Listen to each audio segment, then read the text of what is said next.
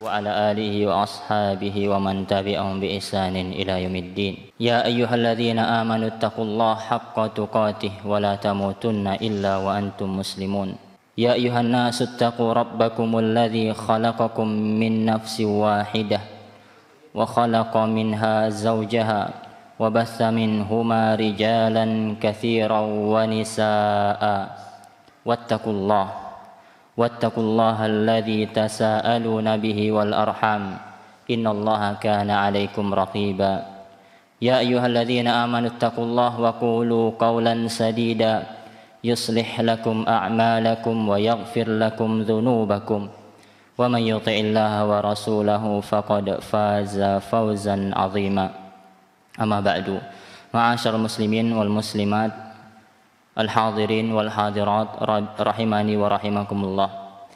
Alhamdulillah, segala puji hanya milik Allah Subhanahu wa taala, Rabb semesta alam, Rabb yang bermakna menciptakan, yang memiliki alam semesta, yang mengatur alam semesta. Dialah Allah, Tuhan kita, Rabbul Alamin. Hanya karenanya lah kita semuanya dapat melaksanakan, atau karena Allah Subhanahu wa taala sajalah niat-niat baik kita menjadi terlaksana. Alhamdulillah. Kemudian tak lupa salawat dan salam tercurahkan untuk Nabi kita Muhammad sallallahu alaihi wasallam, kepada istri-istri, anak-anak beliau, kepada sahabat-sahabat beliau, dan kepada umatnya yang berpegang teguh di atas sunnahnya hingga hari akhir kelak. Bapak-bapak, ibu-ibu, ikhwani wa akhwati fillah, rahimani wa rahimakumullah. Semoga kita semua senantiasa dirahmati, disayangi oleh Allah Subhanahu wa taala. Alhamdulillah, pada kesempatan malam yang berbahagia ini kita kembali berkumpul melanjutkan kajian kita dalam membahas kitab Al-Arba'in An-Nawawiyah. Semoga Allah Subhanahu wa taala memudahkan urusan kita dalam memahami ilmu, dalam mengamalkan ilmu, dalam mendakwahkan ilmu ini. Amin ya rabbal alamin. Di sini saya menggantikan posisi Ustadz kita, Ustadz Isman, yang seharusnya jadwal malam Rabu ini adalah jadwal beliau. Qadarullah beliau sedang safar, ya, ada kesibukan ke Bukit Tinggi sehingga beliau minta digantikan dulu. Maka di sini kami berusaha untuk menggantikan, mengisi waktu yang ada, waktu yang kosong. Semoga kita dapat memanfaatkan waktu ini insyaallah. Baiklah, sebelum kita membacakan hadis yang ke-16, kelanjutan dari hadis yang sebelumnya, maka insyaallah kita akan membahas sedikit tentang ana ingin menyampaikan beberapa poin yang ana kira penting, ya. Ana akan bacakan pernyataan Syekh Muhammad bin Abdul Wahhab rahimahullah di dalam kitab fikih beliau. Ya, beliau ini juga mengarang kitab fikih, bukan hanya fokus di akidah, usul salasa, qawaidul arba', nawaqidul Islam, tapi beliau punya kitab fikih yang berjudul atau yang diberi judul Adabul Masyi ila Shalah, adab-adab berjalan menuju salat. Ya, beliau di situ bahas mulai dari kata beliau yusanul khurud, disunahkan ketika keluar menuju masjid itu untuk bertoharoh di rumah dan seterusnya. Di awal kitab beliau langsung membahas tentang tata cara keluar menuju masjid. Beliau tidak awali kitab fikih beliau dengan kitab toharoh, sebagaimana kitab-kitab fikih yang dikarang oleh ulama-ulama yang lain biasanya itu dimulai dari kitab toharoh. Tapi di kitab Adabul Masyi ila Shalah beliau mulai langsung tentang sholatnya, ya. Yang ingin ana bacakan adalah pernyataan beliau di dalam kitab ini. Beliau berkata, "Wistahabbu an yakuma ilaiha inda qaulil muadzin." Ikhwan fillah wa akhwati fiddin rahimani wa rahimakumullah. Pertanyaannya adalah, kapan makmum itu disunahkan untuk berdiri sebelum mulai sholat. Kita biasanya kan datang dari rumah, kalau sudah azan kita sholat qobliyah maghrib misalkan tadi, atau sebelum datang waktu maghrib kita qobliyah atau bukan tahiyatul masjid 2 rakaat. Pertanyaannya, ketika sudah azan kemudian kita sholat qobliyah maghrib, kemudian kita duduk qiraah Quran, baca doa, kemudian muadzin iqamah, kapan kita disunahkan, dianjurkan sesuai tata cara Rasulullah SAW kita berdiri sebagai makmum? Paham Bapak? Sebelum iqamah. Ada yang lain?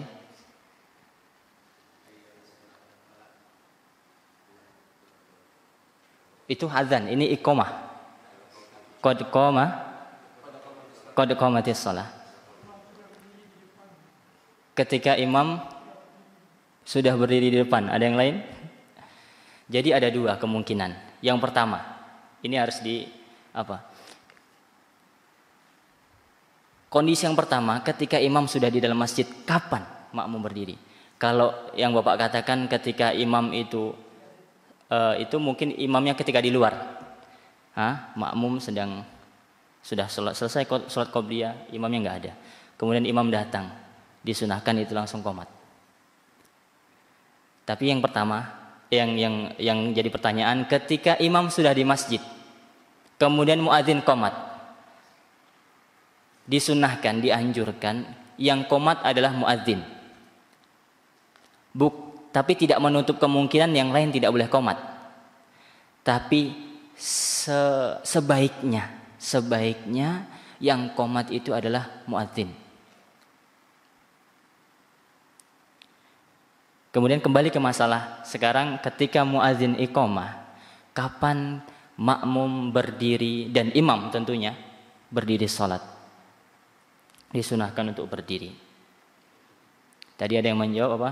Ketika qaulul muadzin qad qamatis shalah, dan ini yang dikatakan oleh Al-Imam atau Syekh Muhammad bin Abdul Wahhab. Beliau mengatakan wastahab an yakuma inda qaulil muadzin, disunnahkan, ya, dianjurkan seseorang itu berdiri ketika muadzin atau yang mengumandangkan azan itu,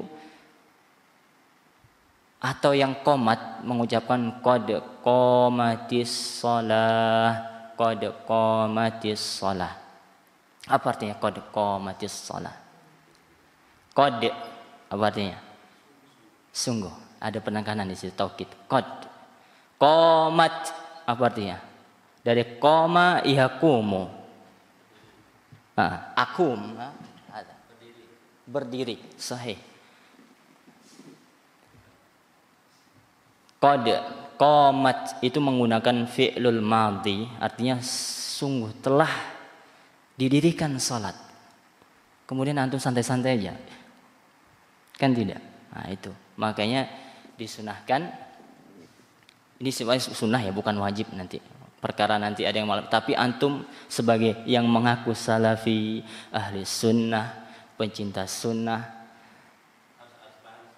harus menerapkan ini. Antum yang menjadi orang terdepan dalam menerapkan sunnah. Dan ini dibahas di dalam kitab-kitab fikih para ulama. Sebagaimana kemarin Ustadz Aspri mengatakan, kita ini seharusnya pandai-pandai mencari peluang-peluang pahala, ya, waktu-waktu atau ketika kita tahu ilmunya, kita akan mendapat nilai lebih. Sebaliknya kalau tidak punya ilmunya, ya ikut orang berdiri tapi tidak tahu ilmunya. Ana berangkat dari sebagian dari kita, ya. Ini dalam rangka nasihat menasihati, ya. Hendaknya kita semangat untuk menjalankan sunnah yang satu ini. Qad qamatis shalah artinya qad, sungguh telah didirikan as-shalah. Kita beralih ke pembahasan berikutnya. Ya, pembahasan inti kita yaitu pembacaan hadis di dalam kitab Al-Arba'in An-Nawawiyah. Judul hadisnya jangan marah. Judul hadisnya jangan marah pada hadis yang ke-16.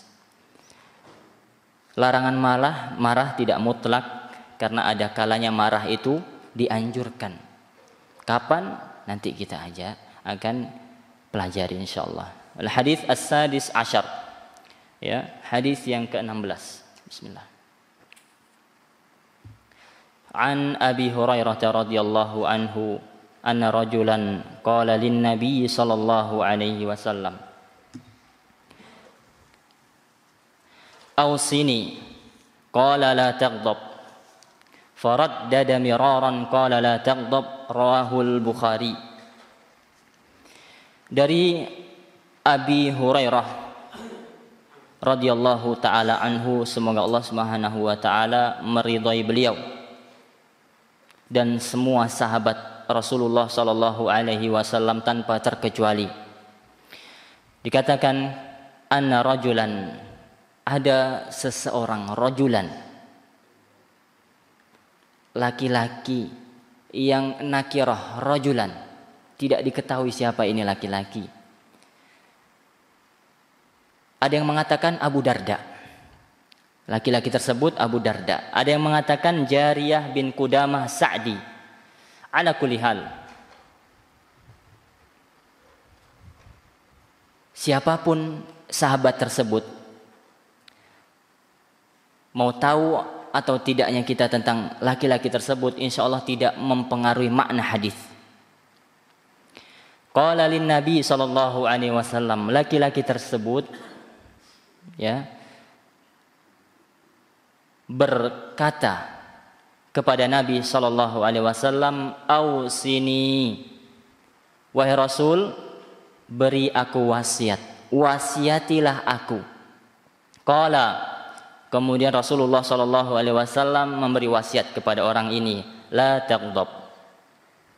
Jangan engkau marah. Faraddada miraran. Dan orang ini, laki-laki ini mengulang lagi, ya.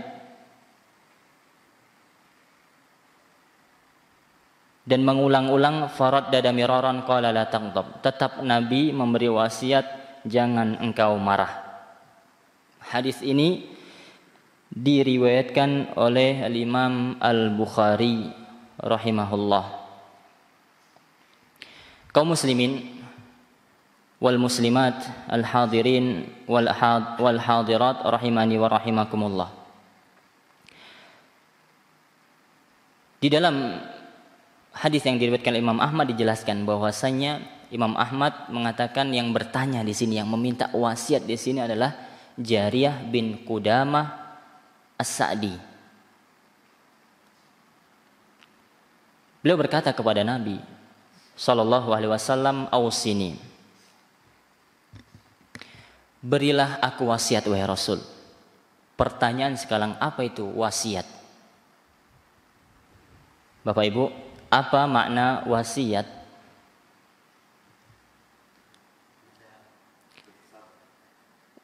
Nasihat, pesan, apa lagi?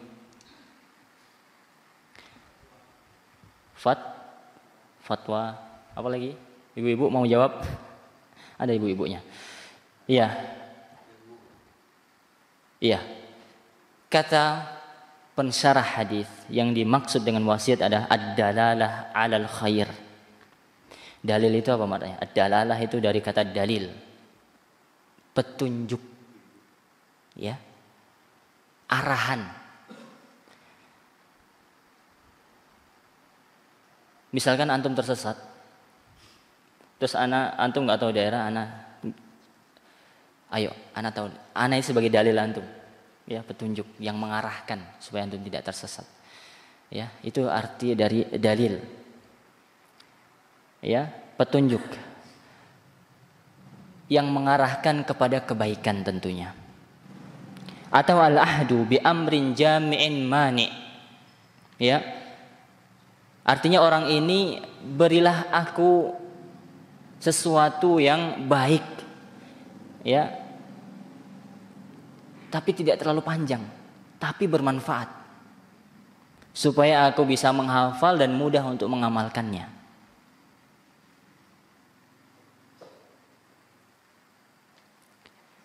Lihat, ikhwan fillah wa akhwati fiddin rahimani wa rahimakumullah. Ini yang seharusnya kita contoh dari semangatnya, bagaimana semangatnya para sahabat. Benar-benar memanfaatkan kehadiran Nabi. Benar-benar beliau ini memanfaatkan waktu ketika di situ ada Nabi SAW, orang yang paling termulia. Suri tauladan kita semua. Orang yang pertama masuk surga. Orang yang paling mulia dari kalangan manusia. Dari sejak Nabi Adam sampai hari kiamat. Sayyidu waladu Adam. Pemimpinnya keturunan anak Adam. Sayyidul Anbiya war Rusul. Beliau ada pemimpinnya para nabi dan rasul. Nabi kita yang diutus kepada kita. Sallallahu alaihi wasallam. Jadi sahabat ini yang bertanya ini, meminta wasiat ini, benar-benar memanfaatkan kesempatan. Benar-benar semangat beliau dalam mencari kebaikan, mencari ilmu. Beliau tanya kepada Nabi, atau beliau meminta wasiat kebaikan kepada Nabi SAW. Hendaknya kita, ikhwan fillah wa akhwati fiddin rahimani wa rahimakumullah, ketika berkumpul dengan orang-orang saleh, ini faedah tersendiri ketika kita itu apa? Memilih bergaul dengan orang-orang baik, dengan orang-orang saleh. Ketika ada ustadz misalkan yang kita anggap dia ustadz, maka jangan segan-segan ketika kita bersama ustadz tersebut, tanyakan, wahai ustadz, tolong nasihati aku. Sebagai orang yang dimintai wasiat, kita harus memberi wasiat. Idza stansahaka fansah. Di dalam hadis Nabi SAW bersabda, ini sudah berlalu hadis kita, apabila engkau dimintai istansahaka, apabila ada orang yang meminta engkau nasihat, fansah lahu, hendaklah engkau memberi dia nasihat. Apa nasihat yang paling terbaik, Bapak? Nasihatnya Nabi SAW. Makanya kita belajar, menggali, mempelajari hadis-hadis Nabi SAW. Ketika kita dibutuhkan memberi nasihat, kita nasihati sebagaimana nasihat-nasihat Nabi SAW. Nasihat ketakwaan, nasihat kepada akhlak mulia. Di sini Nabi menasihatkan apa? Untuk bersabar, tidak suka marah. Maka hendaknya kita ketika bersama orang-orang soleh, sekali lagi, maka kita berusaha untuk mengambil kebaikan, mengambil ilmunya dari orang soleh tersebut. Qala, ketika dimintai nasihat, dimintai wasiat kebaikan, Nabi mengatakan la taghdab. La taghdab. Ini nahi, larangan. Jangan marah. Jangan marah. Bapak Ibu yang dirahmati oleh Allah Subhanahu wa taala. Pertanyaannya adalah, apakah baru kali ini Nabi dimintai nasihat atau wasiat? Apakah hanya di hadis ini? Atau pernah di hadis lain kita dengar Nabi itu dimintai wasiat?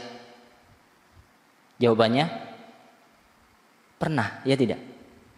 Tapi beda. Di hadis ini beliau menasihati seseorang yang kata Imam Ahmad, Jariyah Ibnu Qudamah As-Sa'di. Ketika Jariyah ini meminta wasiat kepada Rasul SAW, yang Nabi berikan wasiat adalah wasiat jangan marah. Di tempat yang lain dan orang yang lain ketika meminta wasiat, Nabi tidak memberi wasiat yang sama. Berarti kata para ulama, Nabi ini memberi wasiat kepada orang yang meminta wasiat itu tergantung orangnya, tergantung kebutuhan orang. Ini dilihat, ini sepertinya orang tukang marah. Jadi Nabi itu berusaha dan tahu bagaimana karakter orang sehingga ketika memberi wasiat itu pas sesuai kebutuhan dan porsinya.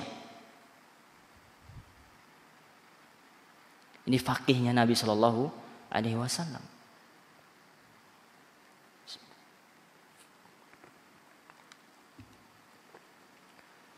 Ketika Jariyah ini meminta wasiat, yang diberi wasiat kepada Nabi untuk beliau adalah la taghdab. Jangan engkau marah. Faraddada miraran, diulang lagi. Apa ya Rasulullah? Nasihatmu, wasiatmu kepadaku. Jangan marah. Diulang-ulang, jangan engkau marah. Hadis ini diriwayatkan oleh Al-Bukhari. Sekali lagi, siapa yang minta nasihat itu tidak penting karena tidak mempengaruhi makna dari hadis tersebut. Ikhwani fillah wa akhwati fiddin rahimani wa rahimakumullah. Apa maksud dari jangan marah di situ? Jangan marah di dalam hadis tersebut bermakna yang pertama adalah menahan diri ketika ada sebab yang membuat kita marah. Kita tahu ikhwan fillah wa akhwati fiddin rahimani wa rahimakumullah tentang bagaimana diri kita, ya tidak? Kapasitas diri kita. Apa hal-hal yang membuat kita tidak suka dan terkadang hal tersebut membuat kita marah? Ya tidak? Maka ketika ada sesuatu yang membuat atau berpotensi membuat kita marah, tahan, jangan lanjutkan. Ini hadis ini mengarahkan kita dapat pelajaran bahwasanya ketika ada perkara yang berpotensi untuk membuat kita marah, maka kita stop, kita cut, jangan kita lakukan, jauh-jauh kita dari itu. Jadi al-wiqayah, ya, apa itu al-wiqayah? Khairun minal ilaj katanya. Sedia payung sebelum hujan. Kita tahu kita pemarah, maaf. Atau kita tahu bahwasanya kalau orang itu ngomongnya kasar ini. Saya sering bermasalah kalau ngobrol sama dia. Bercandanya kelebihan dia. Sedangkan saya terkadang tersulut emosinya. Maka engkau banyak bersabar atau engkau lebih baik menjauh atau seperlunya saja. Ketika ada butuh, ya apa butuhmu, habis itu engkau selesaikan. Ya, al-wiqayah khairun minal ilaj. Sedia payung sebelum hujan. Makna yang kedua adalah jangan sampai melakukan kelanjutan dari marah. Ketika kita sudah marah, ya marah ini dikatakan itu sifat tabi'i. Semua kita punya sifat amarah, itu ada pada diri kita. Ada yang tidak pernah marah Bapak Ibu? Hah? Tidak ada ya, insyaallah. Semua kita pernah marah. Tapi ketika kita sedang marah dan kita takut amarah kita itu membuat nanti penyesalan kita atau melukai orang lain baik dengan fisik kita atau dengan mulut kita, maka kita tahan. Jangan kita lanjutkan.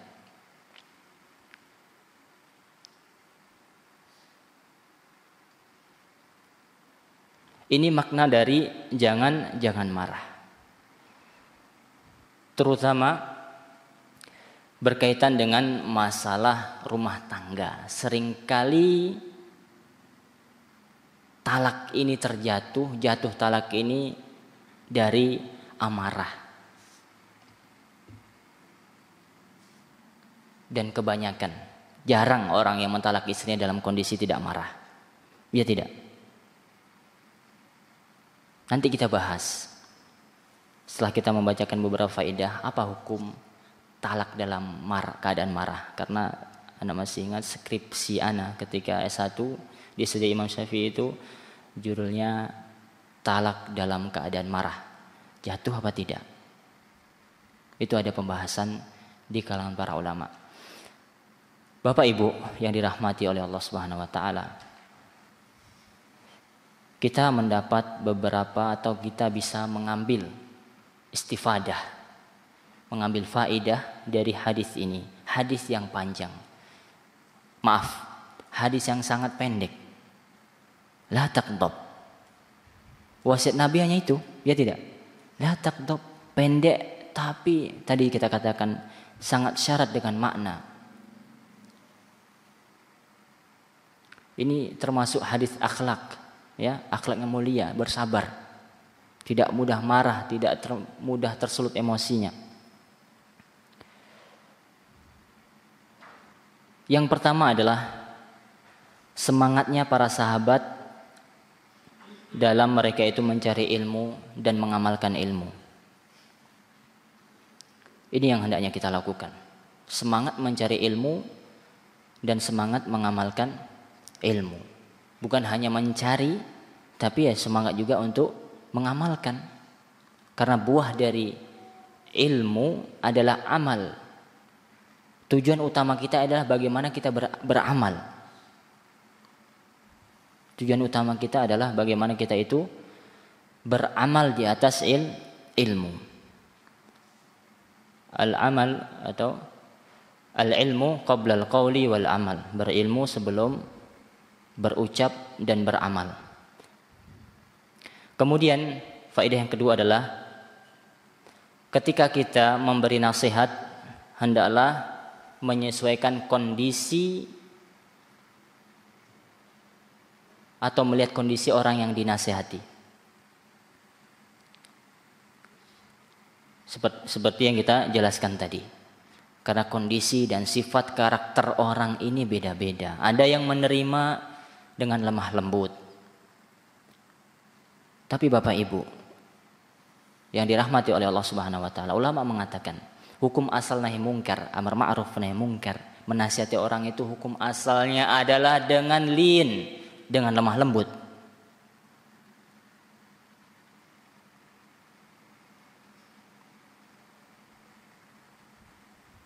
Faqula qawlan layyinan la'allahu yatadzakkaru aw yakhsha. Allah memerintahkan Musa untuk menasihati Fir'aun, innahu tagha. Fir'aun itu melampaui batas. Lantas apakah ada orang sekarang di hadapan kita yang ada yang kita ketahui lebih bejat, lebih jahat daripada Fir'aun? Sebenarnya tidak ada. Fir'aun mengaku Tuhan, tapi Allah Subhanahu wa taala memerintahkan menasihati Musa untuk menasihati Fir'aun dengan qaulan layyina. Layyin, lemah lembut. Hukum asal nasihat itu. Jangan dibalik. Jangan dengan kekerasan dulu.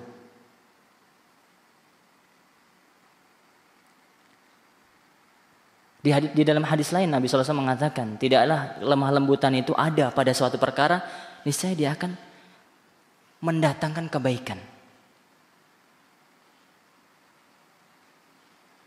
Nasihati dengan baik, kalau ya tidak menerima ya ada kalanya harus dihajar dengan keras. Tapi hukum asal, ingat, hukum asal nasihat itu amar ma'ruf adalah dengan lemah lembut.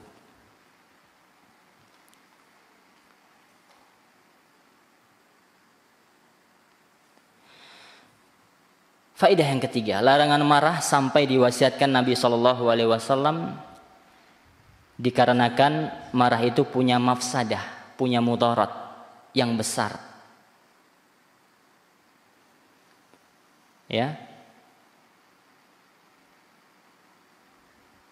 Tapi ingat, marah itu ada dua jenis. Ada yang mamduh, ada yang mazmum. Marah yang baik, ada kalanya Bapak Ibu marah itu boleh. Marah ketika agama Allah diejek. Marah ketika Rasulullah diejek. Marah ketika ayat-ayat Allah diejek. Marah terhadap kekufuran. Kita wajib marah dengan musuh-musuh Allah Subhanahu wa taala yang kufur, yang memerangi Islam di medan jihad, yang memerangi Islam, kita harus marah kepada mereka. Kemudian ada marah yang mazmum, yang jelek. marah yang melukai orang lain, menzalimi orang lain, ini tercela. Maka kita menahan diri dari marah yang mazmum, yang tercela ini. Kita berusaha untuk sabar, berusaha menahan diri, jangan sampai kita marah. Karena Nabi itu tidak pernah marah ketika person beliau disakiti, dicaci. Sebagaimana dijelaskan waktu tabligh akbar, ditimpakan di atas punggung Nabi ketika beliau sujud itu perut unta. Bayangkan betapa besarnya perut unta itu.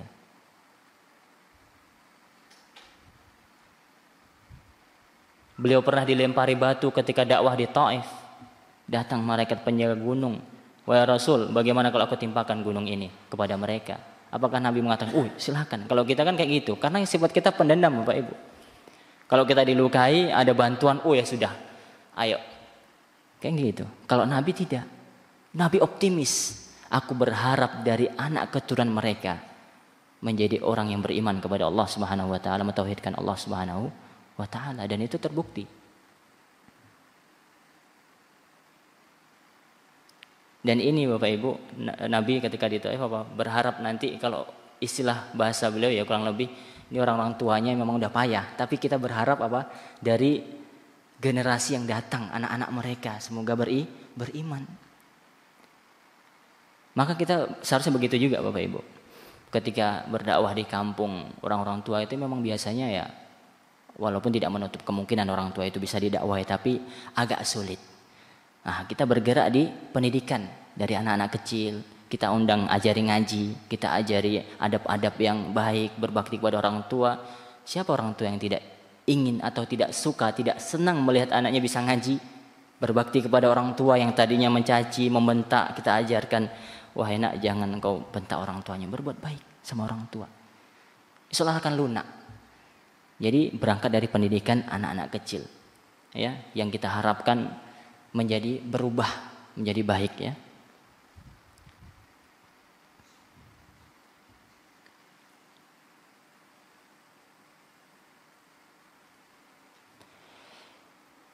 Perbuatan marah atau ketika kita sudah marah dan melampiaskan amarah, seringkali ikhwan fillah wa akhwati fiddin, seringkali setelah marah kita menyesal. Dan kebanyakan itu seperti seorang laki-laki mentalak suami ketika marah, nanti ujungnya menyesal.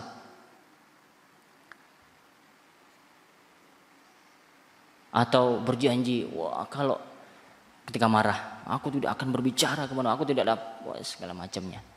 Nanti ketika sudah reda, dia akan menyesal sendiri. Maka hati-hati, tahan diri ketika kita dalam kondisi marah. Kemudian faedah yang keempat, Islam melarang dari akhlak yang jelek. Di dalam hadis Nabi SAW, aktsaru ma yadkhilu au kama qala, sesuatu yang paling banyak memasukkan seseorang ke dalam surga itu apa? Akhlakmu mulia. Husnul khuluq. Yang paling banyak memasukkan orang ke dalam surga, paling banyak itu apa? 60%. Kalau orang masuk surga, 60% itu dari akhlak mulia. Bahkan melampaui orang-orang yang di malam hari berdiri qiyamul lail, di siang hari berpuasa. Dikatakan dalam hadis. Orang yang berakhlak mulia melewati atau bisa mengalahkan orang-orang yang seperti itu. Ya amanah, ya, setia kawan, ya. Tidak berdusta, mudah menolong, ya. Akhlak mulia. Dan Nabi SAW mengatakan yang banyak memasukkan orang ke dalam neraka sebaliknya.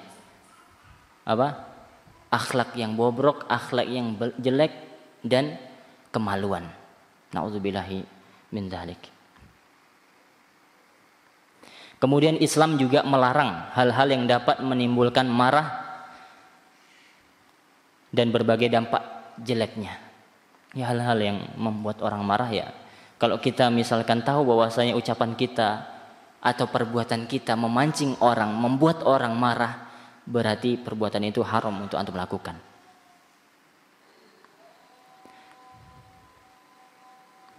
Kemudian Nabi SAW mengulangi. Di dalam hadis tadi diulangi apa tidak? Diulangi. Jangan marah, jangan marah. Ini menunjukkan perkara ini penting apa tidak? Penting. Kalau tidak penting, Nabi tidak ulangi.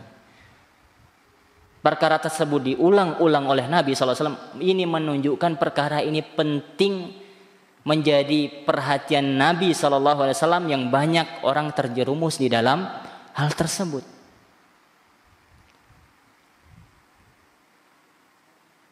Ini beberapa faedah hadis, yaitu tepatnya di dalam hadis yang ke-16 dalam kitab Al-Arba'in An-Nawawiyah. Ikhwani wa akhwati fillah rahimani wa rahimakumullah. Alhamdulillah, kita lanjutkan pelajaran kita, masih berkaitan dengan hadis yang ke-16, larangan marah. Sekali lagi, marah itu ada dua macam. Apa tadi? Yang mamduh, yang terpuji dan yang tercela. Dan Allah memiliki sifat marah, dikatakan di sebuah ayat. Allah juga memiliki sifat marah.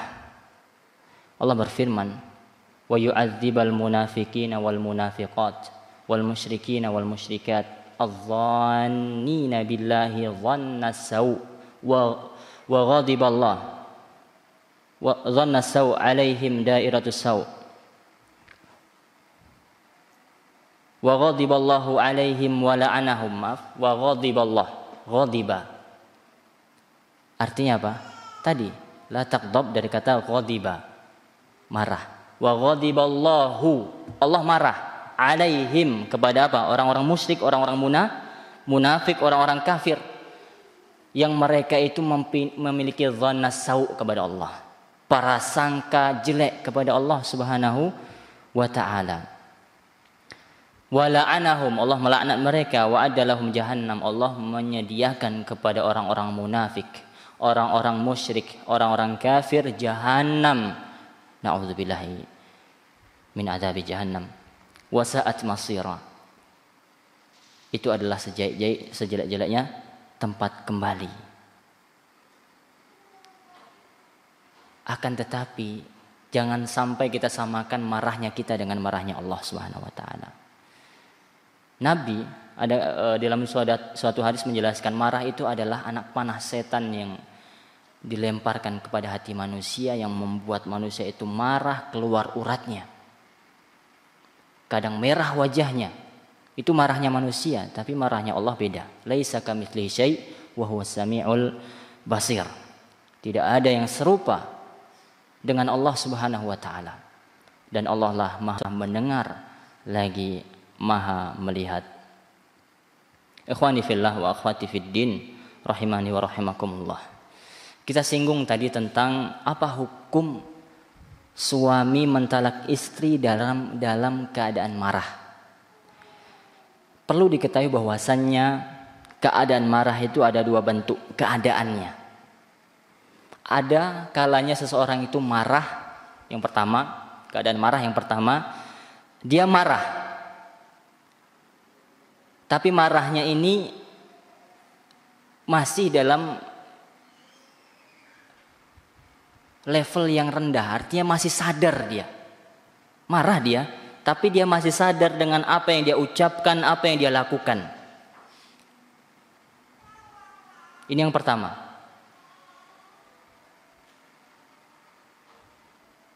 Maka kata para ulama, talak orang seperti ini jatuh. Dan ini hal kebanyakan orang-orang atau suami-suami yang mentalak istrinya. Dia pasti marah, sehingga terlontar karena ada emosi, dia sadar, kemudian dia lontarkan kalimat talak kepada istrinya. Kata para ulama, talaknya jatuh. Kemudian keadaan marah yang kedua, yaitu marah dalam kondisi sudah tidak sadar. Benar-benar marah yang level tinggi, yang tingkat tinggi. Sehingga dia seperti orang yang mabuk, tidak sadar sudah. Maka di sini baru ada perbedaan pendapat. Ada yang mengatakan talak dalam kondisi marah yang seperti ini, jatuh talaknya sebagai hukuman imbas perbuatan buruk dia. Ada yang mengatakan tidak jatuh. Maka kalau dalam pengadilan ya serahkan kepada hakim. Hakim itu memutuskan perkara khilafiyah.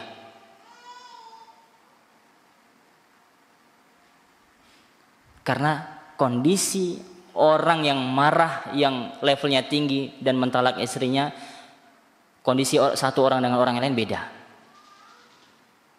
Sekali lagi, tergantung kondisinya. Bisa jadi hakim melihat, ini kalau saya katakan jatuh, mudaratnya lebih besar, anaknya banyak, mafsadatnya lebih besar nanti. Nanti bisa jadi anaknya terlantung-lantung, menjadi susah hidupnya, berpotensi untuk murtad anaknya, berpotensi untuk jahil anaknya, segala macam. Itu pertimbangan hakim. Bisa jadi hakim melihat orang yang kasus yang sama tapi orang yang berbeda. Ya orang ini memang bermudah-mudah masalah talak, sudah jatuhkan hukuman bagi dia, nyesal lah. Seperti itu. Jadi memang ada perbedaan pendapat. Kalau tidak ada perbedaan pendapat, lantas apa gunanya Anda menjadikan ini sebagai judul skripsi? Iya kan? Ya Anda tinggal baca.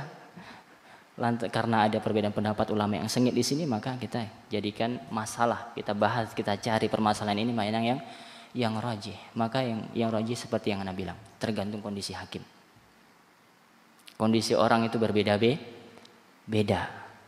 Makanya penting hakim itu memutuskan perkara, dan hakim itu tidak boleh memutuskan perkara ketika kondisinya sedang sakit kah, itu tidak sembarangan jadi hakim itu. Jadi harus netral, benar-benar netral.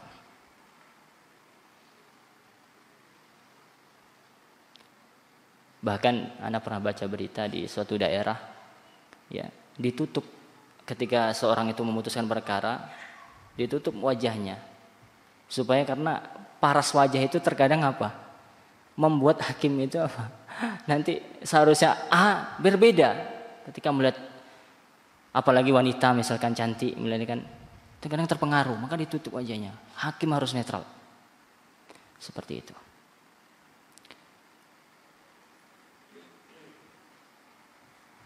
Sekali lagi, talak dalam kondisi marah itu ada dua hal. Marahnya levelnya rendah, masih sadar yang apa yang dia ucapkan, apa yang dia lakukan, maka talaknya jatuh. Kesepakatan ulama. Kemudian marah yang kondisinya levelnya sudah tinggi, menghilangkan kesadaran dia, maka di sini ulama berbeda pendapat. Sebagaimana nanti ulama berbeda pendapat juga tentang talaknya orang yang mabuk, yang sudah tidak sadar, ya. Tapi kalau yang mabuk ini adalah lebih condong jatuh sebagai hukuman bagi dia, sebagai tahdzir atau hukuman bagi orang yang mentalak istrinya dalam kondisi mabuk supaya dia tidak mabuk-mabuk lagi, sebagai peringatan bagi dia. Kemudian marah yang mazmum, yang tercela tadi yang marah yang berpotensi untuk ketika seorang itu marah melukai orang, menzalimi orang, baik dengan ucapan dia, orang sakit hati gara-gara kemarahan dia atau perbuatan dia, maka ini termasuk marah yang mazmum, yang tercela. Maka kita akan bahas bagaimana kiat supaya kita itu ketika marah bisa meredam amarah kita, supaya amarah kita bisa hilang atau supaya kita bisa menahan amarah. Ana tadinya ikhwan fillah ingin membacakan 3 hadis, ya. Hadis 18 atau 16, 17, 18. Ana sudah siapkan, tapi hadis yang 16 saja kita sudah isya. Ala kulli hal, nanti kita lihat keadaan. Sebelum kita melanjutkan, kita bahas 5 kiat meredam amarah, ya, kiat-kiat meredam amarah. Yang pertama yaitu di dalam hadis Nabi SAW atau Allah Subhanahu wa taala berfirman di dalam surat Al-A'raf ayat 200. Bisa dilihat Al-Qur'an surat Al-A'raf ayat 200 Allah berfirman, wa imma yanzaghannaka minasyaitani nazghun fasta'iz billah innahu sami'un alim. Allah berfirman yang artinya dan jika setan atau syaitan datang menggodamu, maka berlindunglah kepada Allah. Sesungguhnya Allah Maha mendengar lagi Maha mengetahui. Karena marah ini merupakan godaan, munculnya dari syaitan, panah-panah syaitan kata Nabi SAW, yang syaitan arahkan kepada hati-hati manusia sehingga dia marah, ya, memerah wajahnya, keluar urat-urat lehernya. Itu sebabnya syaitan. Apabila syaitan menggodamu, membuat engkau marah, maka kata Allah, fasta'iz billah. Ini solusi dari siapa? Allah Rabbuna, sebaik-baik solusi. Ahsanul hakimin di dalam surat Tin. Allah itu sebaik-baik hakim, pemutus perkara, selesai masalah. Allah Subhanahu wa taala. Allah yang mengatakan kalau engkau digoda oleh syaitan, maka fasta'iz billah. Katakan aku berlindung kepada Allah Subhanahu wa taala. Hadirkan di dalam hati kita ketika kita marah, a'udzu billahi minasyaitonir rajim. Ini solusi yang pertama, langsung dari Allah Subhanahu wa taala. Di dalam hadis Nabi sallallahu alaihi wasallam pernah berkisah menceritakan kuntu jalisan ma'an Nabi sallallahu alaihi wasallam, Sulaiman bin Surab, ya. Sahabat pernah menceritakan, aku pernah duduk bersama Nabi sallallahu alaihi wasallam, wa rajulani yastabbani. Ketika aku duduk bersama Nabi sallallahu alaihi wasallam, kemudian ada dua orang laki-laki yang sedang melakukan kata-kata kotor. Sab wasatam atau wasatam, ya. Caci maki dua orang ini, saling mencaci satu sama lain, berkata kotor satu sama lain. Kemudian salah seorang daripadanya telah marah, dikatakan mukanya dan urat lehernya itu tegang, ya, mukanya memerah, kemudian urat lehernya tegang. Lalu Rasulullah Shallallahu Alaihi Wasallam bersabda, sesungguhnya aku tahu ada satu perkataan, kata Nabi SAW, apabila diucapkan oleh orang yang dalam kondisi marah tersebut, muka yang merah tadi, kemudian urat lehernya keluar, aku punya satu kalimat yang ketika orang ini mengucapkan, orang yang sedang marah ini mengucapkan kalimat tersebut, niscaya Allah akan menghilangkan kemarahan tersebut, yaitu a'udzubillahi minasyaiton dzahaba anhu ma yajid. Kemudian hilanglah apa yang dia rasakan atau hilanglah kemarahan yang dia rasakan tersebut. Langsung ketika Nabi mengatakan hal tersebut, orang yang marah itu mengucapkan, seketika itu langsung hilang amarahnya orang tersebut. Kemudian cara yang kedua, ketika kita mendapati kita sedang marah, maka hendaknya kita diam, ya. Sebagaimana biasa orang yang emosi dalam kondisi marah itu biasa terucap dari mulutnya itu kata-kata caci maki, suaranya dikeraskan, ya, volumenya keras, dan mengucapkan kata-kata yang tidak diridhai oleh Allah Subhanahu wa taala, bahkan dikhawatirkan dia mengucapkan kata-kata kufur. Dan ini banyak yang kalau sudah emosi, ya. Itu tadi kita katakan, banyak dan kebanyakan orang yang marah kemudian dia melakukan hal yang buruk, setelah itu dia akan menyesal. Naudzubillah minal ghadab. Semoga Allah Subhanahu wa taala menjadikan kita orang yang penyabar. Di dalam hadis riwayat Imam Ahmad, Nabi sallallahu alaihi wasallam bersabda, "Wa idza ghadiba ahadukum falyaskut." Nabi sallallahu alaihi wasallam bersabda, apabila salah seorang di antara kalian marah, maka hendaklah dia diam. Kemudian berganti posisi, ya. Ini sebagaimana kita ketahui, apabila dia marah dalam kondisi berdiri, ya, maka hendaklah dia duduk. Ini thariqah, tata cara dari siapa? Nabi kita Muhammad SAW. Karena bahaya kalau Pak lagi emosi Pak, berdiri ini siap dalam kondisi menghantam biasanya kan.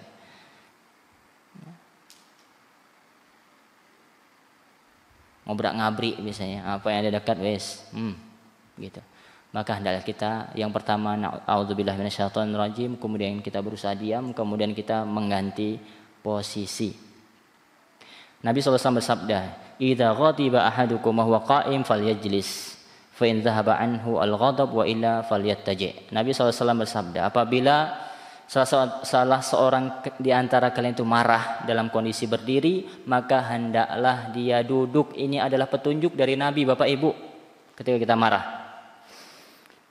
Apabila setelah dia merubah posisinya itu atau ketika dia duduk, redam amarahnya, alhamdulillah. Kalau masih juga hendaklah, kata Nabi SAW, falyattaji, hendaklah dia berbaring.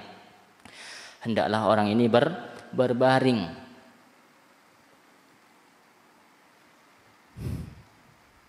Kemudian di antara kiat menghilangkan amarah yang keberapa Bapak Ibu?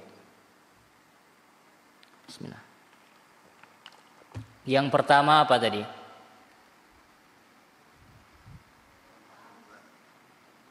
Ya, meminta perlindungan atau ta'awudz, isti'adzah. Kemudian yang kedua, as-sukut, apa? As-sukut, diam, tidak berbicara. Ya, karena kalau berbicara dalam kondisi marah itu takut kita banyak terucap keburukan. Kemudian yang ketiga adalah merubah posisi. Kemudian yang keempat adalah mengambil air wudu, berwudu, tawaddo, ya, berwudu. Innal ghadab minasyaitan, kata Nabi SAW, sesungguhnya amarah itu dari syaitan. Ini Nabi yang mengatakan, Pak. Marah itu dari syaitan. Wa inna syaitan khuliqa min nar. Kita tahu bahwa syaitan itu diciptakan dari apa? Min nar, dari api. Wa innama tudfa'un naru bil ma. Kita tahu bahwasanya api itu bisa dingin, bisa padam dengan air. Fa idza ghadiba ahadukum falyatawadda. Ini kata Nabi SAW, apabila salah seorang di antara kalian itu marah, ya, tersurut amarahnya, hendaklah dia berwudu, mengambil wudu sebagaimana hendak salat, sebagaimana wudu yang digunakan ketika seseorang hendak salat. Kemudian kiat yang kelima atau yang terakhir dalam kajian kita ini, yaitu ingat wasiat Nabi Shallallahu Alaihi Wasallam dan janji beliau supaya redup amarah kita, hilang amarah kita, maka kita hendaknya mengingat wasiat Nabi Shallallahu Alaihi Wasallam. Mengingat itu artinya apa? Sebelumnya sudah tahu. Kita bisa tahu wasiat Nabi dengan cara apa? Apa kita bisa tahu? Tiba-tiba tahu wasiat Nabi? Mustahil Bapak Ibu. Salah satu kuncinya apa? Belajar. Membaca wasiat-wasiat Nabi yang terhimpun dalam hadis-hadis Nabi SAW, dalam kitab-kitab ulama, atau hadir ke majelis ilmu, mendengarkan radio, mendengarkan televisi yang di sana ada kajian-kajian yang dibacakan hadis-hadis Nabi SAW. Intinya belajar. Kalau ingin ketika kita marah redam amarah kita, ya harus dengan ilmu, harus punya ilmu. Intinya harus ingat dengan wasiat Nabi SAW. Apa wasiatnya? Disebutkan dalam hadis dari Mu'adz ibn Jabal radhiyallahu taala anhu, bahwasanya Rasulullah SAW bersabda, "Man kadhama ghaidhan wa huwa qadirun ala an yunaffadhuhu, da'ahu Allahu azza wa jalla ala ru'usil khalaiq yaumal qiyamah hatta yukhayyirahum atau hatta yukhayyirahu minal hur ma yasha." Nabi SAW bersabda, Bapak Ibu perhatikan. Ini semoga kita wasiat Nabi SAW ini kita selalu ingat. Semoga kita selalu ingat. Ya, semoga kita selalu ingat dan bisa menghadirkan wasiat ini ketika kita hendak marah atau dalam kondisi marah. Nabi SAW bersabda yang artinya barang siapa kadhima ghaidhan, yang menahan amarahnya.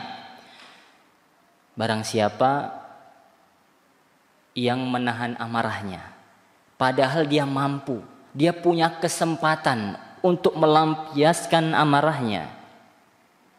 Sebagai atasan otomatis dia layak-layak aja marah dengan bawahannya.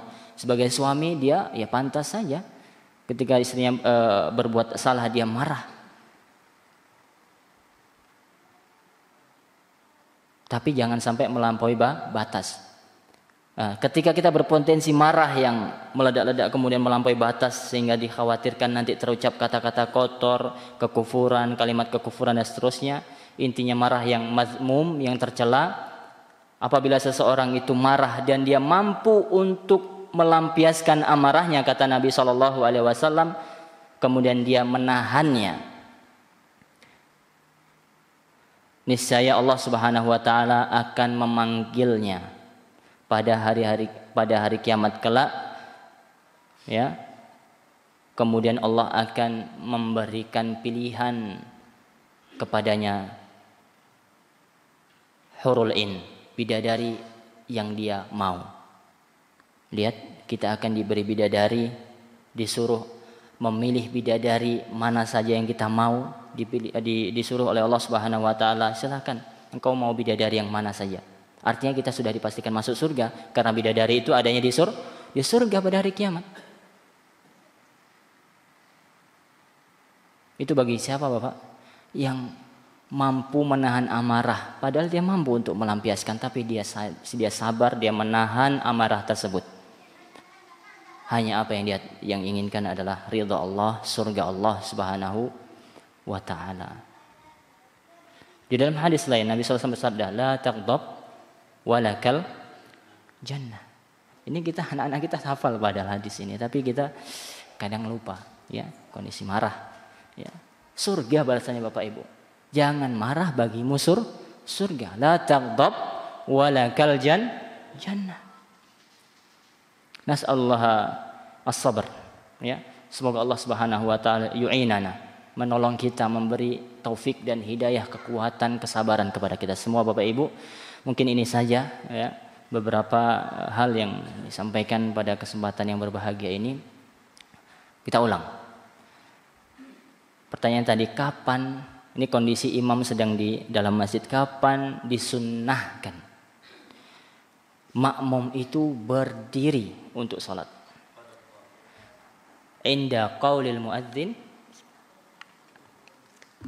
qad qamatis shalah. Sungguh telah dirikan salat. Ya. Kemudian ada berapa jenis amarah tadi? 2. Apa saja? Yang terpuji, yang tercela, dan yang tercela. Keadaan marah ada 2 bentuk, ya, ketika mentalak istri. Yang pertama apa tadi?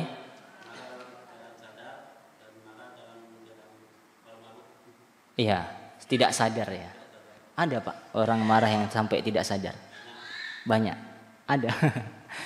Subhanallah. Kayak seperti kesurupan, ya. Tapi bukan kesurupan. Kalau kesurupan insya Allah dia kena masalah. Jelas dia dikendalikan oleh setan, oleh jin. Tapi dia marah sehingga ketutup kesadaran dia. Nasallahu salamah. Semoga tidak terjadi pada kita yang hadir di sini insya Allah. Yang pertama, konsekuensinya apa? Talaknya jatuh apa tidak? Ketika marahnya itu masih sadar. Jatuh, ya, sepakat. Jatuh talaknya. Dan ini kondisi kebanyakan kita dalam, bukan apa ya, orang-orang yang mentalak istrinya. Pasti dalam hal-hal yang awalnya memang ya marah karena marah gitu kan, sehingga terlontarkanlah ucapan talak. Maka Bapak Ibu, ini nasihat untuk anak pribadi dan untuk kita semua. Anak masih ingat di kelas belajar fikih talak bersama Ustaz Arfin Badri.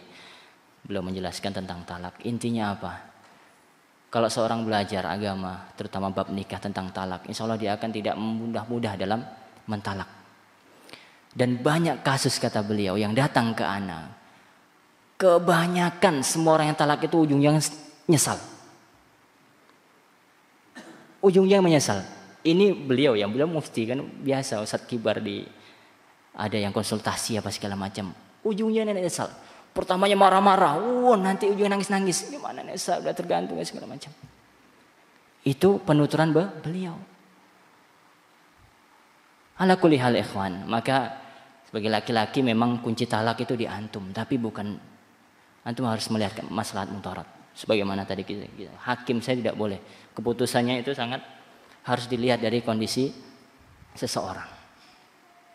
Ketika lebih baik dikatakan talak ya, itu lebih baik untuknya atau lebih maslahatnya tidak untuk terjatuh talaknya. Kemudian kondisi yang kedua, marah, kondisi yang levelnya tinggi sehingga menghilangkan kesadarannya. Tadi talaknya apa hukumnya? Yang tidak sadar apa? Khilaf? Iya, khilaf ulama. Khilaf ulama.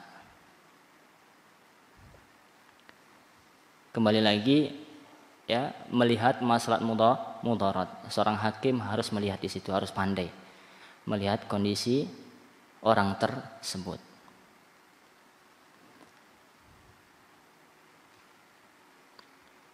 Kemudian 5 kiat dalam meredah amarah tadi apa yang pertama? Kita ulang. Iya, ta'awud. Diingat ini Bapak Ibu ya. Ketika kita marah, karena kondisi kita suatu saat pasti ada kondisi marah. Baik kepada anak kita misalkan, kepada orang-orang yang menghina kita misalkan, membuat kita marah, emosi. Terutama di jalan misalkan. Itu kondisi di jalan itu berpotensi sekali bikin kita marah dan segala macam. Maka marah yang madmum ini cara meredamnya yang pertama ta'awuz, a'udzubillahi minasyaitonirrajim. Resapi maknanya. Bukan hanya komat kamit seperti macam mantra saya. Harus tahu maknanya. Ini pentingnya Bapak Ibu, kita ini belajar bahasa Arab Bapak Ibu. Supaya kita paham apa yang kita ucapkan berupa doa, apalagi ketika sholat. At-tahiyatu lillah. Apa maknanya itu? Bapak, apa itu maknanya? Apa itu maknanya? At-tahiyatu lillah. Kita baca itu setiap sholat. Apa itu? Hah? At-tahiyatu lillah. Hah? Kehormatan, pujian, ya. Seperti alhamdulillah. Kebaikan. Sami Allahu liman hamidah. Apa itu artinya? Apa artinya? Apa? Sami Allahu. Apa? Sami artinya mendengar. Allah mendengar liman. Siapa saja yang memuji Allah Subhanahu wa taala. Kita harus tahu. Itu setiap hari kita ucapkan.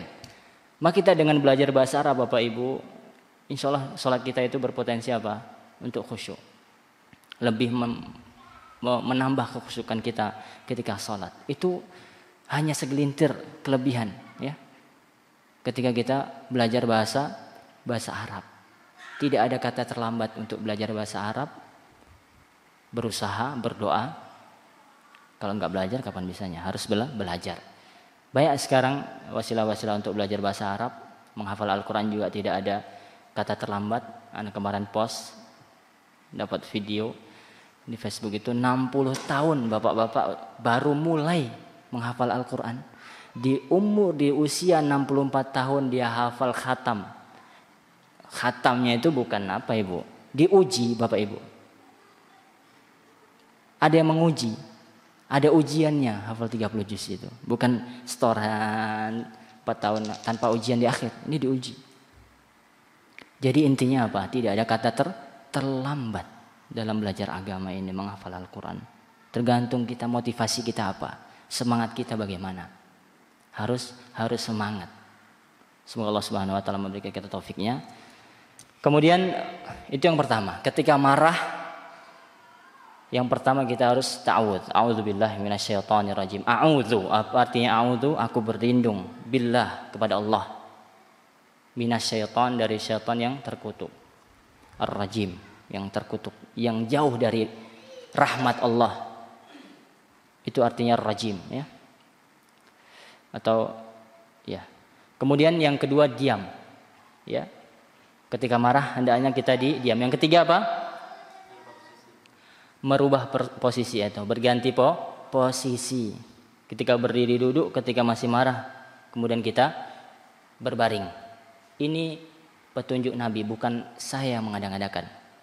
Bukan ana yang mengada-ngadakan, tapi tadi sudah dibacakan hadisnya.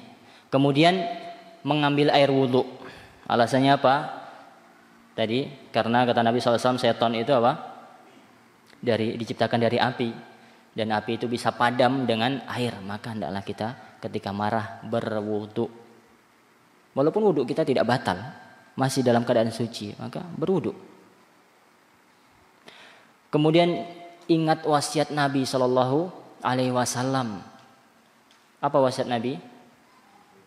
Barang siapa menahan amarah walaupun dia mampu untuk melampiaskannya, maka baginya surga. Dan Nabi SAW bersabda, la taghdab wa lakal jannah. Jangan marah, bagimu surga. Wallahu taala alam. Mungkin ini saja Bapak Ibu, rencana tadi 3 hadis kita bacakan pada malam hari ini, tapi 1 hadis saja sudah habis waktu kita, ya. Semoga yang sedikit ini bermanfaat untuk kita semua.